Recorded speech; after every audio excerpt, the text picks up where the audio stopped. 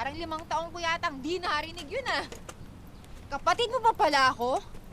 Kasi parang di ko napansin yun sa 5 taong pag-iwas mo sa akin dahil lang naging boyfriend ko yung ex mo! My God, Alex. Pagkatapos ng lahat ng ginawa mo sa akin, umasa ka pang kakausapin kita. Break na kayo nung pumasok ako sa eksena. Pumasok ka sa eksena, kaya tuluyan kami nag-break. Nag-break kayo dahil iniwan mo siya, pinagpalit mo sa trabaho mo sa Amerika.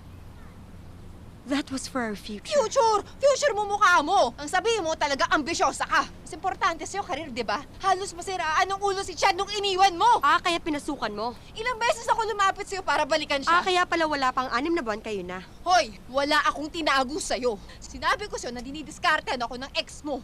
Tinanong pa kita kung okay lang bang maging kami. Ang sabi mo, okay lang. Go ahead, And you it's up really to you. believed I meant it? Ano ba? Yun yung sinabi mo eh. Read between the lines, Alex. Pucha, di ako plastic! Plastic ka!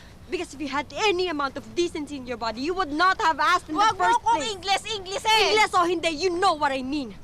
Ang sabihin mo, matagal ka na may gusto kay Chad, kaya lang ako yung niligawan. Okay, ikaw na!